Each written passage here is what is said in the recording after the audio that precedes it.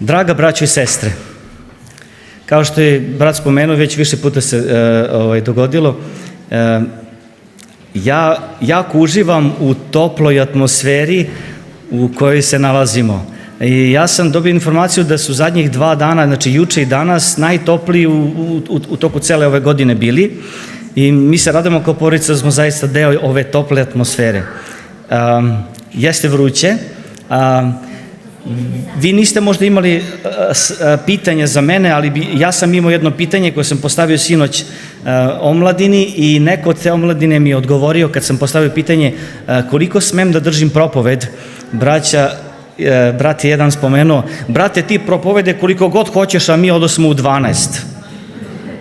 Da, to znači da imam nekih 6-7 minuta za neke, ali nadam se da ćemo moći da se kroz proučavanje Božje reči ipak ohrabrimo i da nećemo tako brzo otići i da ćemo se posle bogosluženja isto družiti i verujem i popodne još više upoznati.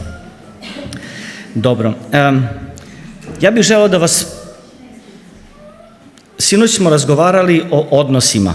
Imao sam priliku da pričam na nemačkom sa mladima, pošto uglavnom je nemački možda lakši za sporazumevanje sa mladima posebno. I mogu da kažem da odnosi su jako veoma bitna stvar. Međutim, sad u subotu, sad u ovom drugom delu, ja bih želeo da govorim o ključevima ili o jednom ključu. Ili tema moje propovedi bi bila ključna uloga ključa. Da, vidim da funkcioniše. Dobro je, super. Verujem da je svako od nas u životu imao neka iskustva sa ključevima.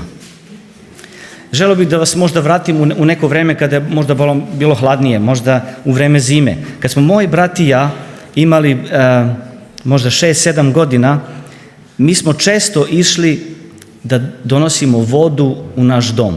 Zaječar je bio poznato mesto izvorišta, bilo je puno izvora u Zaječaru i jednog dana je otac i majka su odlučili da sa sestrom odu u kupovinu, a brat i ja smo dobili zadatak da sa sankama idemo po snegu do obližnje česme i da onda napunimo naše balone i onda koje smo koristili za život, za kuvanje i tako dalje. I brat i ja smo tada trebali da odemo brzo i brzo da se vratimo i trebali smo se vratimo pre roditelja. I mi smo se usput grudvali, sankali međusobno i vrlo brzo smo mi napunili naše balone i vratili smo se kući. Kad smo htjeli da uđemo na kapiju, nismo mogli da uđemo. Probali smo da tražimo po džepovima, levo, desno, niko od nas nije mogao da pronađe ključ, a imali smo taj ključ od kapije.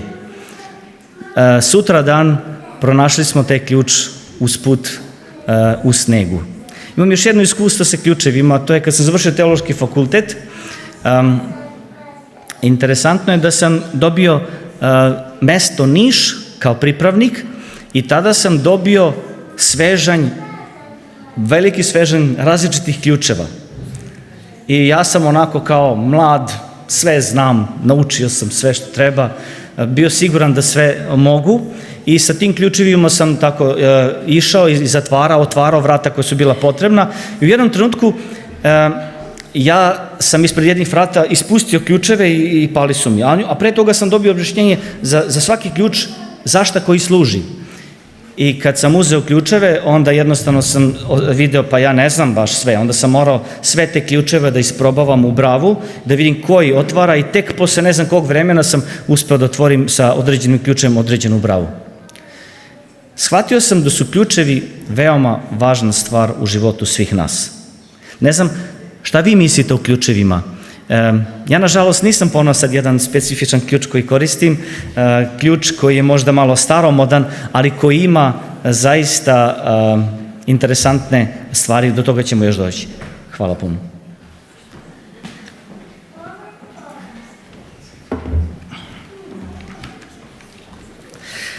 Ja bih voleo da zajedno sa mnom otvorimo Evanđelje po Mateju, 16. poglavlje, i ja bih pročitao stihove od 13 do 20.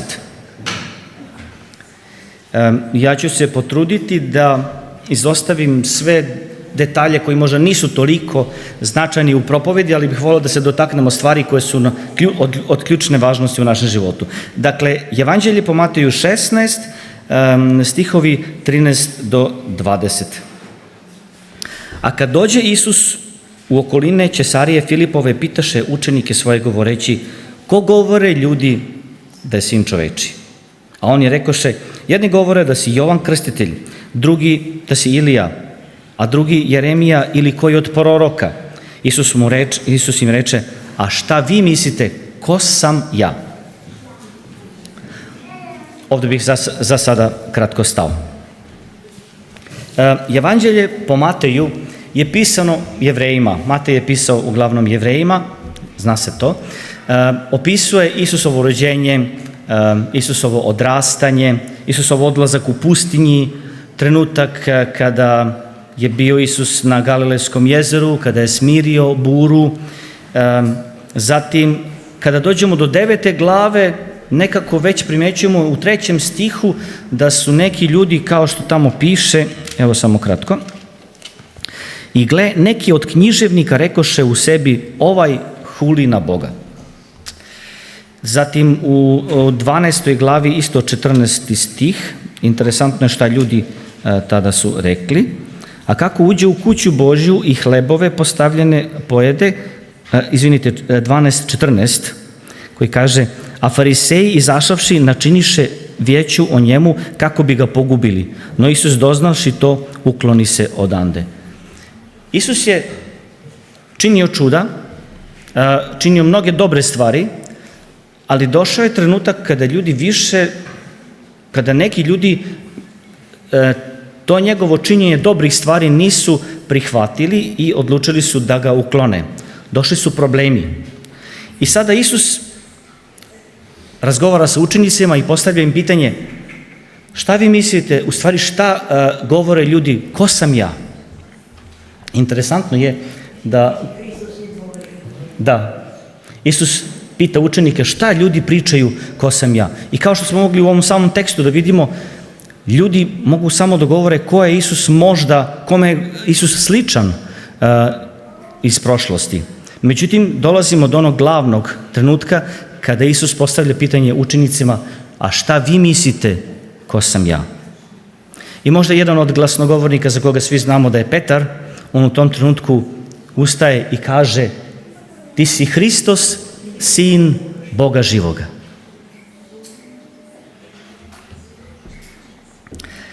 Mesto događanja je grad Cezareja Filipova na samom severu Palestine. Danas je ovaj grad veoma mirno i tiho mesto i za ovaj grad se zna da je Isus posjetio samo jedan put. Tada je on bio veoma bučan grad i vidimo Isusa koji svoje učenika vodi na to neko mirnije mesto. Možemo da zamislimo taj trenutak kada je Isus postavljao to pitanje. Način na koji ih je Isus pitao.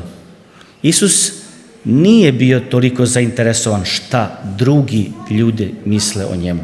Ali on je tako počeo njegov razgovor. Ali kada je postavio pitanje šta vi mislite? Šta vi mislite ko sam ja? Ja bih želeo da postavim svima nama pitanje. Ko je Isus Hristos u našem životu? Da li Isusa upoređujemo sa velikim ljudima tog vremena ili možda današnjeg vremena? Ili postoji neki ličan odnos koji mi imamo sa Isusom Hristom? I ja bih rekao da je to ključno pitanje u našem životu i da je to ključ o kome ćemo i danas isto još malo više da govorimo. Koju ulogu Isus igra u glavama i u srcima svojih učenika?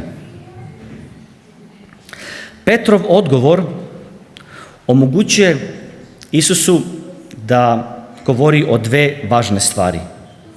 Prva govori o novozavetnoj zajednici, o crkvi, a druga opisuje sadržaj Isusove mesijanske službe, međutim kao nekoga ko je sluga, kao neko ko treba da pati i da umre.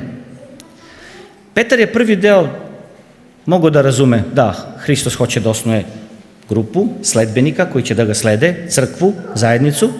Međutim, taj drugi deo mu nikako nije upadao u planove nije mu pasovao, jednostavno je rekao to neće nikad biti od tebe.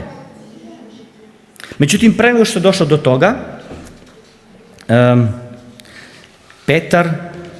Petar govori da Isusa ceni i voli u svom životu. Da li ste vi pronašli sebe da u nekom trenutku života izjavite da ne vidite unapred šta u stvari to može da znači? To je nešto što je Petar uradio. I ako čitamo dalje stihove 18, 19 i 20, možemo da vidimo da je to kasnije u suštini bila baza za mnoge teološke rasprave. Mnoge teološke rasprave koje možda i mi danas možda vodimo o tome ko je Isus, šta je Isus, šta je Bog, Otac, šta je Duh Sveti u našem životu, kako prihvatamo uopšte božanstvo. Kada posetimo danas Petrovu baziliku u Rimu i kada pogledamo onu veličanstvenu kupolu tamo, možemo da pročitamo parafraziran navod iz Biblije. Ti si Petar, stena, i na ovoj steni ja ću sagraditi svoju crkvu i tebi dati ključeve od Carstva nebeskog. Međutim, kada ispravno pročitamo ovaj tekst i deo koji apostol Pavle u 1. Korinćanima 3. glavi kaže, 3.11, evo ja ću tada to da pročitam, jer temelja drugoga niko ne može postaviti osim onoga koji je postavljen, koji je Isus Hristos.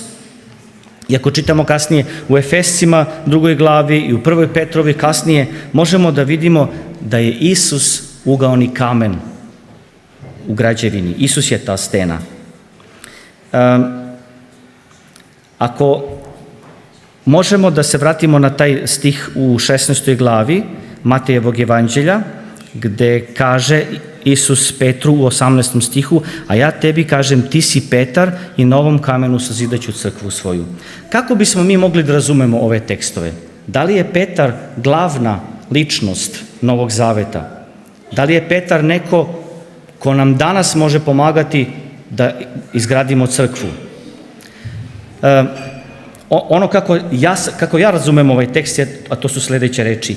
Ja tebi kažem, Petre, ti si prvi razumeo, ti koji si prvi razumeo i prepoznao i potvrdio moju mesijansku ulogu kao Sina Božega, na toj steni ili na toj izjavi o božanskoj ulozi Isusa Mesije, ja ću izgraditi crkvu. Crkva može da stoji čvrsto samo kada je Isus ugaoni kamen. Petar znači stena, ili tačnije stena koja se kotrlja. Petar nije mogao da bude stabilan i toliko jak kao što je to Isus. Mi ne treba da naše crkve gradimo na malim kamenčićima. Mi možemo to da radimo samo kada je Isus Hristos ugaoni kamen. I ono što Isus kasnije Petru kaže, daje mu praktično autoritet da na toj istini, gde prepoznajemo da je Isus temelj našeg života, da na toj istini možemo da gradimo svoju crkvu, taj autoritet Isus Hristos kasnije i prenosi i na ostale učenike u sledećim kasnijim stihovima koje možemo da vidimo. Evanđelje po Mateju 18, gde kaže, jer vam kažem zaista što god svežete na zemlji, bit će svezano na nebu, i što god razrešite na zemlji, bit će razrešeno na nebu i na zemlji.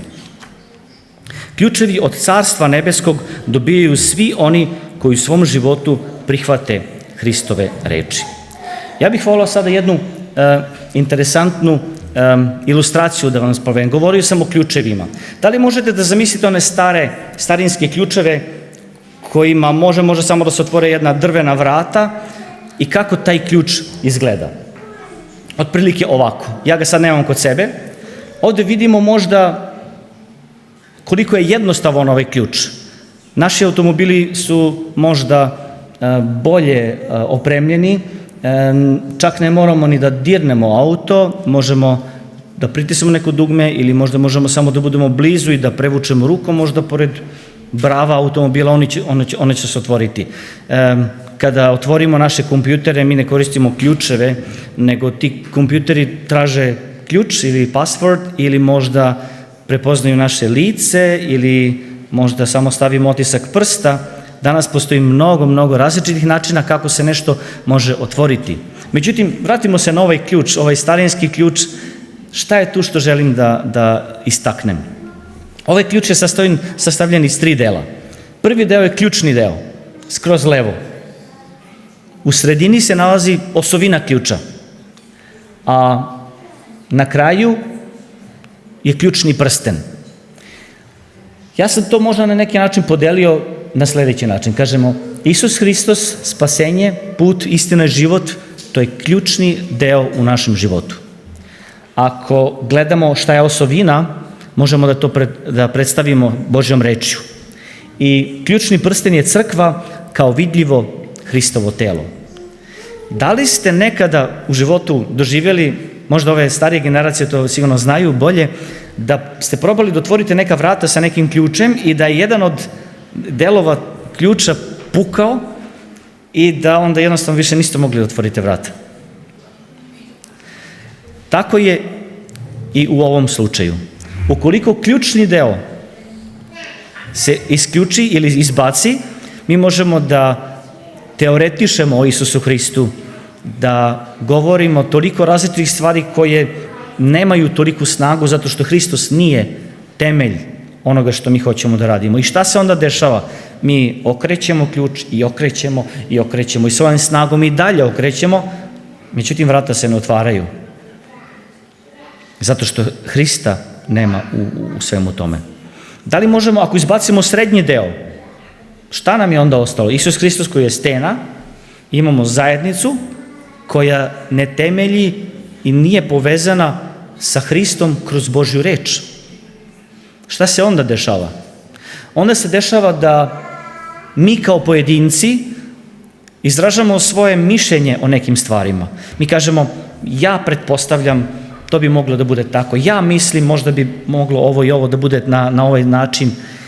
I onda često je to na neki način mlitavo i slabo, nije utemeljeno na Božoj reči, nije na Isusu Hristu.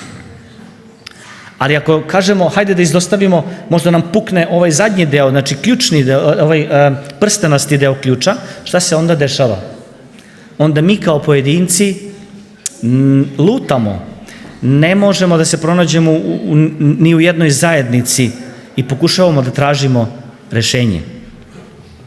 Koliko su ova 3 dela važna u našem životu? Bez Hrista, bez Božje reči ili bez zajednice.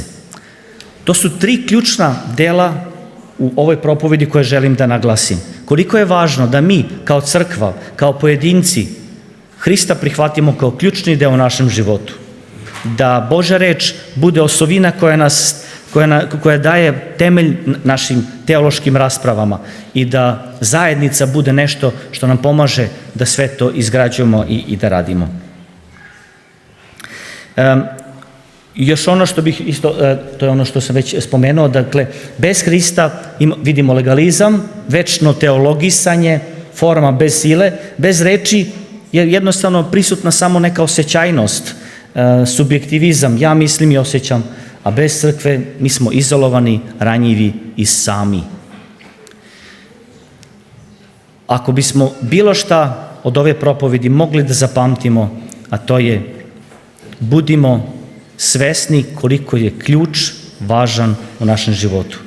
Bez Hrista kao ključnog dela u našem životu, bez Božje reči i bez zajednice, mi ćemo možda pokušavati i lutati da otvorimo vrata, možda ćemo čak tražiti druge ključeve, možda ćemo se pitati, mi ćemo sami da pronađemo neko rešenje, ali to će možda biti kao možda ova maketa koju je Jelena spomenula, za mene delovalo kao lavirint, na neki način, ali možda ćemo imati priliku da vidimo grad Darmstadt više, ali onda nećemo morati da lutamo, nećemo morati da trošimo toliko vremena ukoliko sve ove komponente budu deo nas i našeg života.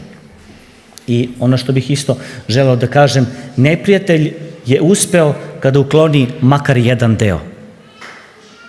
Ne dozvolimo da u našem životu, u našem iskustvu, bilo koji deo nedostaje. Jer samo u toj jednoj složnoj zajednici možemo da idemo napred. Kasnije, crkva je dobila zadatak da u skladu sa Božjom rečju uvede i određena pravila hrišćanskog života i da ih primjeni u svakodnevni život učenika. Ja bih želeo da, eto već pred kraj ovog poručavanja, otvorimo Dela 15. poglavlje i želeo bih da pročitam nekoliko stihova. Dela 15 od 24 do 29. Verujem da znamo da je to bio sabor, apostolski sabor 49. godine kada su trebali da donesu odluke vezano za odnos Jevreja, neznabožaca i određenih pravila i tada vidimo da sveti apostol Luka piše iz Dela 15 24 do 29 kaže sljedeće: budući da mi čusmo da neki od nas izašavši smetoše nas rečima i raslabiše duše vaše govoreći vam da se obrezujete i da držite zakon kojima mi ne zapovedamo. Zato nađe smo za dobro mi, jednodušno sabrani i izabrane ljude poslati k vama, ljubaznima našim Varavom i Pavlom, s ljudima koje su predali duše svoje za ime Gospoda našeg Isusa Hrista. Poslali smo dakle Judu i Silu, koji će to i u rečima kazati. I onda 28. stih kaže: jer nađe za dobro Sveti Duh i mi da nikakvih tegoba više ne mećemo na vas osim ovih potrebnih, da se čuvate od priloga i idolskih, i od krvi udavljenog i tako dalje. I onda na kraju kaže: od čega ako čuvate dobro ćete činiti, budite zdravi. Kasnije vidimo da je crkva u toj jednoj zajednici, u tom jednom jedinstvu, u zajednici sa Duhom Svetim došla do određenih rješenja. Kaže da vidimo, dakle, crkva, Duh Sveti i mi smo došli do dobrih zaključka. Da li mi vidimo danas kako Bog radi kroz svoju crkvu? Da li mi lično imamo iskustvo sa Bogom, sa zajednicom i sa Božjom rečju? Ne dozvolimo da u bilo kom trenutku našeg života fale ovi jednostavni elementi. Ne dozvolimo da fali to i da vidimo koju će ulogu igrati ključ u našem životu. Da li vidimo nešto ili ne vidimo, to će biti također jedan deo naše popodnevne teme. Ja vas sve isto srdačno pozivam da razmišljamo o tome koliko je videlo i koliko je vid važan u našem životu. Neka Bog svima nama pomogne da u našem životu shvatimo ko je Isus Hristos, koja je zajednica za nas u našem životu i šta je Božja reč za nas. Amin.